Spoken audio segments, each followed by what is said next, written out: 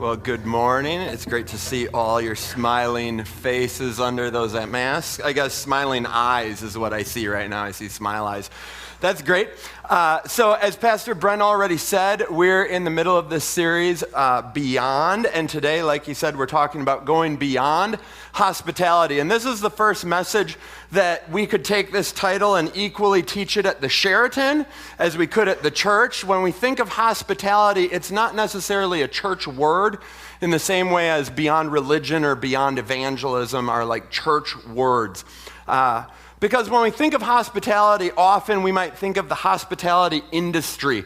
Like, it's no longer a house-to-house thing in some people's minds. It's what's done by the businesses that provide services. So Perkins providing home-cooked meals is hospitality, or having a comfy bed to sleep in when you're traveling through a town. Even Motel 6 says they're going to leave the lights on for you. How much more hospitable can you get than that? People are taking care of you. And there are some, though, that when they think of hospitality, they're like, okay, they have the Martha Stewart Living magazine where your home is completely immaculate. You have these beautiful decorations when you have people over. You have amazing food. And it's all about having everything perfect and picture perfect. Even your kids, like, they have to be perfect. Let's get your hair right. Okay, now people can come over.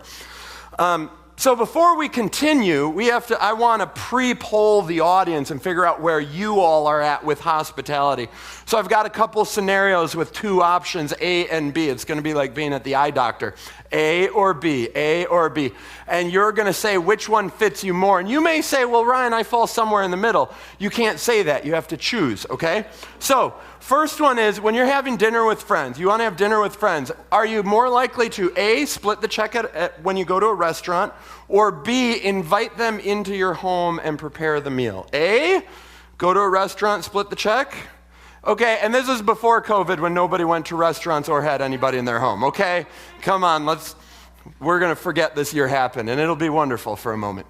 Okay, split the check at a restaurant, a few hands. B, invite people into your home. Oh, a lot more hands there, all right. Some of you like having people over, good. Family is passing through town, not your parents, like second cousin, third removed, okay? I will pay for your room at La Quinta, and why don't you come over for breakfast, or I will sleep on an air mattress in the living room so you can stay in my master bedroom. A, pay for the hotel, a few hands. B, you're on an air mattress. Wow, you guys, would you really do it? Now, let me tell you, it's uncomfortable when it's offered to you. Michelle and I had been married 6 months. We went and we visited her parents' old college friends. So people I'd never met in my entire life. They were like 55 years old, significantly older than us. And they're like, we will sleep in the living room on an air mattress. You have our entire master bedroom. I'm like, no, that's so weird. They're like, no, we refuse to do anything else. So like, I'm in this beautiful home, beautiful bedroom, and they were on an air mattress. That, I was like, wow, there is something different about them. They were amazing Christians. Hosting a party, are you more concerned about the guests being comfortable, or are you more concerned about how you have impressed the guests with the food and the decor? Are you worried about, is everybody comfortable, or are you worried about, are they pleased with how I did? A, comfort. B, how people think about you. Yeah, that's a big thing in our culture, isn't it? You want to make sure that they're like, you know how to throw a party. It's not about you. Shame on you. No, we'll get into that. All right, moving on. A friend stops over unannounced. A, you're annoyed they didn't schedule first, or B, you're excited to connect with your friend over coffee. Depends on the state of the house. A, okay, some people are definitely annoyed, and they're okay saying that. B, you're like, okay, I'm glad. And Amy says it depends on how clean the house is. Okay, good for... It does, though. I get it. Okay, you see a new face at church or a new mask. Who knows? Do you go introduce yourself and invite them to lunch? Or do you hope that they don't make eye contact so you have to have the awkward hi? A, you're taking them to lunch. Ooh.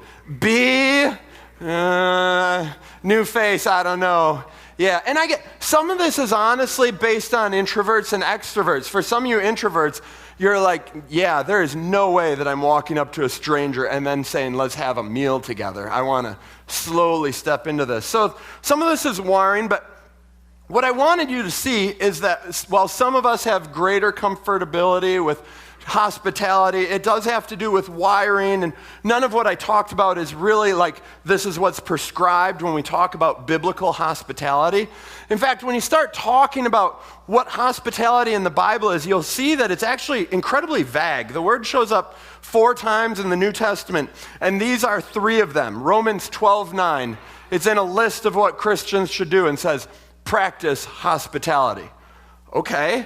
Titus 1:8 is a list of what the characteristics of an overseer should be, and it says they must be hospitable, nothing else. 1 Peter 4:9, he writes, offer hospitality to one another without grumbling. So we get a little bit of framework of what it's supposed to look like, but when you look at these verses, you realize the Bible's just saying, it's taking the Nike slogan mentality of just do it, but it's not actually telling us how to do it. It's just saying, be hospitable. And as Christians, there really is very little debate. Should we be a hospitable people or not? We understand that's an important part of being a Christian. But the question becomes, what does it look like for us today? Preparing for this message, I was looking online for different ways that pastors have preached this or how different people think about it. And the spectrum is wide. One pastor talked about how there's a car that parks on his street frequently that's a homeless couple. And when it gets super cold in Minnesota, he'll go out with a $100 bill and pay for them to go get a hotel room for the night.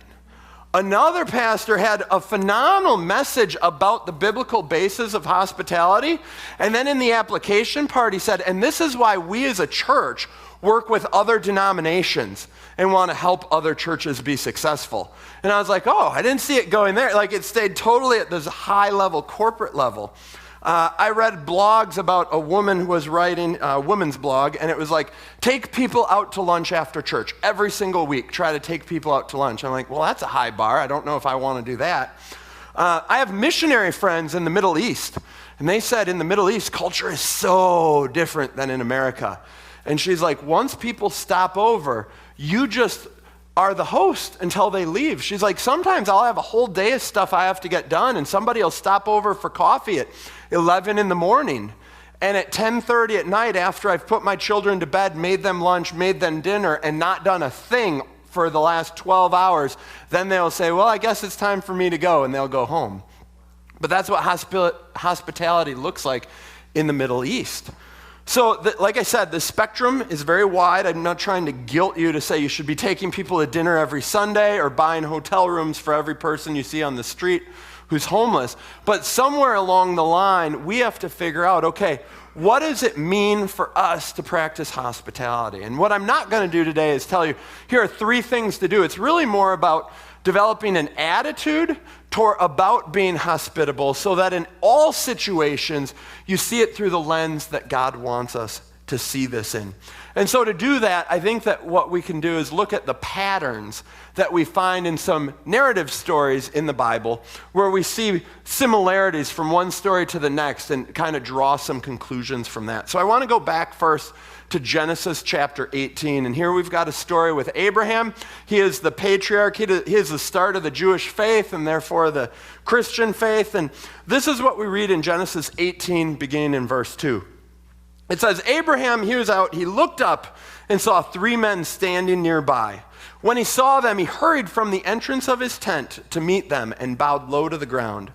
He said, if I have found favor in your eyes, my Lord, do not pass your servant by. Let a little water be brought, and then you may all wash your feet and rest under this tree. Let me get you something to eat so you can be refreshed and then go on your way now that you have come to your servant. And so he shows up, he runs to them, he offers to wash their feet, offers them food, offers them water. He's preparing everything that they might need as weary travelers. And what I didn't share with you is in verse 1, we get what we find out about these 3 travelers that Abraham didn't know is that it was actually 2 angels and the Lord who were visiting him. In the very next chapter, we have a story about Abraham's nephew Lot. Many similarities, chapter 19, verses 1 through 3. 2 angels arrived at Sodom in the evening. He didn't know they were angels. And Lot was sitting in the gateway of the city. When he saw them, he got up to meet them and bowed down with his face to the ground, clearly the custom. My lords, he said, please turn aside to your servant's house. You can wash your feet and spend the night and then go on your way early in the morning. No, they answered, we'll spend the night in the square. But he insisted so strongly that they did go with him and entered his house, and he prepared a meal for them, baking bread without yeast, and they ate. So we see a lot of similarities here. The provision of food. We see the provision of lodging in Lot's story. We see that they're both taking care of their basic needs as travelers and washing their feet. The story with Lot actually goes really sideways as you keep reading this. It gets messed up. The men in the town want to do harm to the angels, and Lot provides protection for these visitors that he has in his home. Essentially what we see is in the Old Testament, hospitality looked like when people came and you brought them into your home, you treated them like your own family.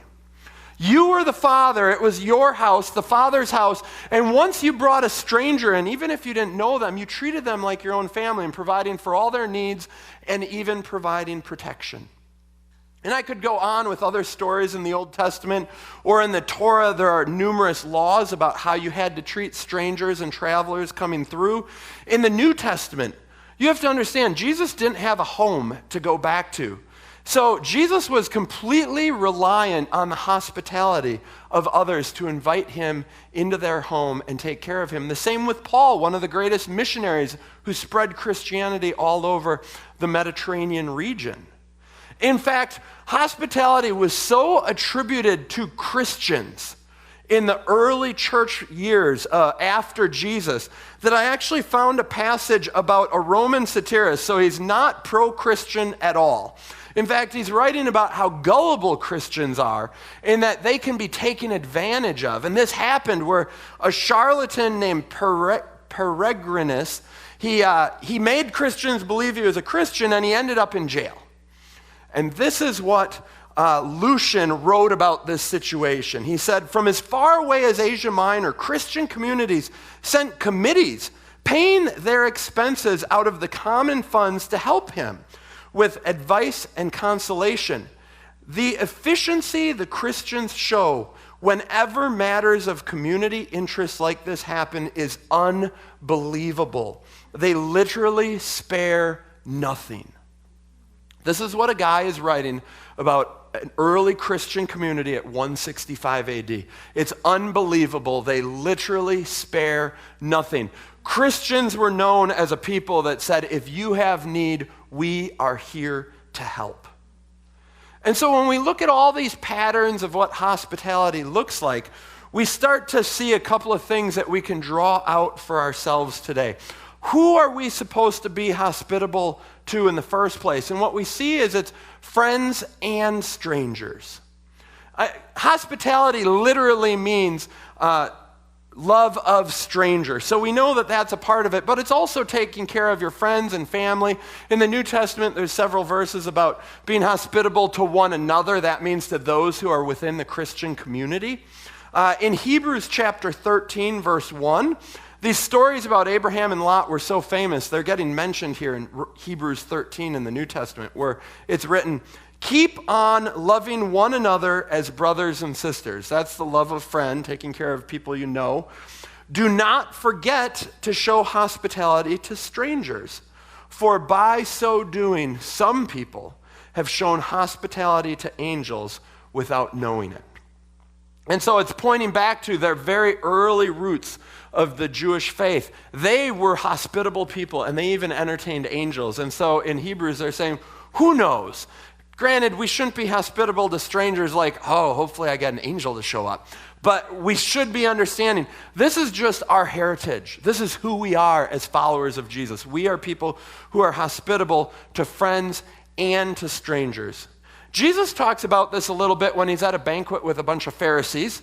And of course, the Pharisees invited all the other religious, important people, and Jesus got an invite because he had become so well known. But this is what he teaches them in Luke chapter 14, verses 12 through 14. He says, when you give a luncheon or dinner Do not invite your friends, your brothers or sisters, your relatives or your rich neighbors. If you do, they may invite you back, and so you will be repaid. But when you give a banquet, invite the poor, the crippled, the lame, the blind, and you will be blessed. Ultimately, they can't repay you, but the repayment comes from your heavenly Father. So Jesus is again pointing to this fact. It's not just about your friends that you show hospitality to. Anybody can do that. It's also about strangers who may never be able to pay you back. It's not just about those that you trust or are comfortable with or willing to share your things with. It's sometimes putting yourself at risk and saying, I don't know how this is going to go, but I know that I have a God who wants me to open my arms to people all around and meet their needs. The next is, it's for Christians and everybody else. Some people try to parse out hospitality and say it's specifically only for the Christian community. And so we show love for each other, but if somebody's known to not be a Christian, well, then you don't, the order, the imperative to practice hospitality doesn't apply to those people outside of the church. But let's just understand that's kind of a silly thing to say. If you're supposed to be hospitable to strangers, you don't ask them before they come in, so where are you at with Jesus, friend or foe? Would you like to tell me about your spiritual condition? Like, if they're a stranger and they have a need, lodging, food, care, whatever it is, you open your doors and you say, I want to help you. And we translate that obviously across cultures right now, but I want to help meet your needs is what it means to follow Jesus for Christians and for everyone else. Because we have to understand, our hospitality is not based on their spiritual condition, but it's based on our own. We don't do this because of who they are. We do this because of who we are and who lives inside of each one of us. Third pattern in hospitality we see is that it's both activity and affection. Showing welcome to others is more than just what we do for them. It's also the attitude that we have towards them. Because let's be honest, if you walk out of here and you're like, well, Ryan said I have to be hospitable. So next week you come to church and you find a stranger and you're like, me, lunch, want to go? And then you have lunch and you're like, okay, I'm eating my food. I did it, cross it off the list. They're probably going to know your heart wasn't into it, right? But what the connection of hospitality with strangers is, it's saying, you and I don't know each other, but I want to get to know you. By taking the action towards you, I want to also grow my heart and my love towards you. I want to turn you from stranger to friend. And so that's why it's got this affection is important. Hospitality should leave the other person feeling appreciated rather than as an annoyance. Sometimes as Christians, we've done that. We're like, well, we've got the food pantry at the church. We're going to do this. And, you set it up. You think it's a great idea to show hospitality, to care for people's needs. But then it becomes a burden. And everybody that you're serving figures out that it's a burden to you, and they know it. They don't really want to be served by you then. They need to feel appreciated, not as an annoyance. And when you put your affection towards them, you will learn to love them. The love of God will well up inside of you, and it will move from annoyance to, you know what, after they leave, I feel good that I was able to be a blessing to somebody else. And finally, we need to understand when we talk about hospitality, we both play the role of host and of guest. In this message, probably most of us have been thinking about how we can be a good host towards somebody else. But let's be honest, we're all at some point playing the role of guest. When I went out to Seattle and I was sleeping in basically a stranger's master bedroom, I was the guest at that point, and I was receiving hospitality. And I wanted to say no. And you all probably are like me. We have a terrible time receiving hospitality as Americans. When people, if something comes up in your house, let's say, for instance, you get bed bugs, okay? And you need to have an exterminator come in and fumigate your whole house, and they're like, you can't sleep in your house for 2 days. A or B, are you calling a friend to say, hey, I've got bed bugs, can I come sleep in your house? Or B, are you logging into an app and booking a hotel for you and your family? B? Are all of you B? Right, because, well, I don't want to be a burden on somebody. And when we say that, we're saying, I don't want to give them the opportunity to practice hospitality towards me. I'll use the hospitality industry instead, right? So we need to be willing to receive it. When somebody's offering to pick up the check, don't fight them tooth and nail forever and be like, no, you can't do it. If they're offering, they're trying to be hospitable, they're trying to care for you, receive it gladly, feel blessed. It's okay. Jesus received hospitality often, and he also provided it. So moving on, as I was researching for this message, I came across an article by Ed Stetzer about the difference between entertaining others and being hospitable. And when I read it, I really kind of saw it as, okay, these are 4 tips for how you can be a good host when practicing hospitality towards others. The first is you want to bless and not impress. This isn't about you, it's about them. The whole concept of what you're doing in providing care for others isn't so that they can look at you and be like, wow, you're an amazing host. It's so that when they walk out of your home, they say, I just had a good time. That was fun. I felt loved on and cared for. I like that person. It's not about you, it's about them. Secondly, you should savor and not stress. If you're stressing about every little thing being perfect, you're doing it wrong. Hospitality is not supposed to be a chore and a pain. It should be something that you enjoy as much as them as you connect at a heart level with somebody else. You should listen and not babble. If you find yourself doing all the talking, you're doing it wrong. Okay? Stop. Ask a question. It should not be all about you doing the entertaining and the talking and being the center of attention. It's you drawing them in, learn about them, care for them, listen. And fourthly, it should be including and not excluding. So instead of just us 4 no more, I'll invite only my friends, it should be trying to bring others in, maybe others who never get an invite, maybe immigrants in Des Moines. They typically don't get invites from white Americans. And so to say, hey, outside who I might normally think to invite, would you like to come over and join us for dinner? So that they can feel honored and included as opposed to as still an outsider in somebody else's land. And as I looked at this list, I realized that even though he never had his own Martha Stewart decorated home, Jesus actually was a terrific host. Jesus blessed others. At the wedding in Cana, they ran out of wine, big problem for the host. And Jesus quietly turns the water into wine. He saves the host a lot of grief and embarrassment. He doesn't want anybody to know about it, but he's a huge blessing in that situation to everybody there. And they didn't even know what he'd done for them. He savored and not stressed. When he sits with Mary and Martha, he goes to their home and he sees Martha is completely stressing out about being the host and doing everything right. He's like, Martha, slow it down for a moment here. Just sit and savor and look at what Mary's doing. Be like that. Be able to just enjoy this time together, learning. You don't have to stress about everything being so big and so perfect. He was all about listening and not babbling. Yes, we see that Jesus spoke often, but he also asked over 300 questions in our Bible. He was often about getting others to be thinking and speaking back with that question asking. Is a great skill that he had. We need to follow that and learn that it's important to include others in the conversation. It's not about monologue. I've been doing a monologue now for 25 minutes. Some of you are bored. You should never do a monologue for 25 minutes in your own home. It should be a back and forth conversation. I recently had a phone call with somebody. I was driving. I had terrible reception for like a 10-minute stint. The person I was talking to had no idea because they hadn't stopped talking for 10 minutes. So I heard it breaking in and out, and they had no idea because I hadn't spoken, so they didn't know I was cutting in and out.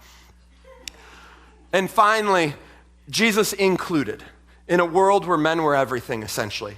He invited women, Mary and Martha, to be there with him. He invited the little children to come to him. He was going out and speaking with the lepers and the lame and the blind. He was meeting people he had no business to be meeting. He was an includer. And so we take our cues from Jesus, the example of what it means to be a host who practices hospitality. The most famous moment where Jesus does this is at the Last Supper, where he and his disciples have gathered in the upper room. They're remembering the Passover meal, and he sits and he washes their feet. Just like Abraham washed the angel's feet and Lot washed the angel's feet, Jesus does that for his disciples. He offers them the food, he offers them the drink, he offers them himself and his time. Jesus was a man who showed how hospitality is to be done day by day, what that attitude looks like in our own lives. And so, what's at the heart of hospitality really here is making room for others. When you think hospitality, think making room for others. Literally making room in your home sometimes if they need it, providing lodging. Making room at the dinner table to share a meal with somebody. Making room for somebody in your calendar. One great thing about COVID, it slowed down our calendars a lot, and we've learned, you know what, the slower pace is better. Let's stay that way, please. And make time in our calendars to have people be able to drop over, or when a neighbor walks by, be able to stop and have a 20-minute conversation with them and not be like, hey, yeah, good to see you. I got to keep going and running all my errands. But it's taking time for people. And finally, we have to make room for them in our heart, moving them from the category of stranger or acquaintance to friend. I want to know you. I want to show you that I actually genuinely care about you. That's what hospitality is. It's just the outworking of the love of God flowing through us in a very tangible way. And the reason God's so concerned that we make room for others in our lives and that we go beyond hospitality is because he has gone so far to care for us, to connect with us, and to make room for us. After he'd had that meal with his disciples in the upper room, we see the next chapter, John chapter 14. Jesus says, my Father's house has many rooms. If it were not so, would I have told you that I'm going there to prepare a place for you? And if I go and prepare a place for you, I will come back and take you to be with me, that you also may be where I am. In the same way, we welcome others into our lives, into our home to share a meal. We look forward to this moment where God, Father God, says, come to my house. Share a banquet meal with me. Come stay with me. Let me protect you. Let me show you that Father's house, love, care, concern, and protection for all of you. And until that day that happens in the new heaven and the new earth for all of eternity, I want all of you now as representatives of me to show that kind of care to everybody that you run across. To invite people into your house, to meet their needs with your resources. Because hospitality, it is costly, let's be honest. You can't share a meal and do all these things without sometimes putting yourself in a bit more discomfort, sometimes emptying your wallet a little bit more, sometimes having to rearrange your schedule. There's a cost to practicing hospitality. But we have to understand it's worth it. God didn't do this for us and tell all of us to do it. Practice hospitality. All the overseers have to be hospitable. He's not saying that just as a chore to put on a list. He's saying it's better this way. You will feel blessed as you are able to bless others. That's what God told Abraham from the very beginning. And that's how we are to be living our lives as well. And so as we wait now on this earth, we understand we have this opportunity to show the hospitable love of the Father to everybody around us. And so we need to take some of these patterns, some of these things I've talked about, and we need to think, how can I incorporate that into my day-to-day life? It doesn't mean inviting every single homeless person you pass into your home, providing them a bed and a meal. It might. Who knows? Listen to what the Spirit of God says and tells you. But it does mean you can't just drive by every situation when you hear of somebody having a need, just being like, oh, sorry about that, I'll pray for you and keep going. We have to be willing to step in and help. Because today what I really want you to see, the big idea here is hospitality is a lot more than sharing a meal. It's sharing a life. It's putting the interests of others ahead of yourself. And we all know that is truly the heart of the gospel. So let's find ways to live that out every single day as we go from here now.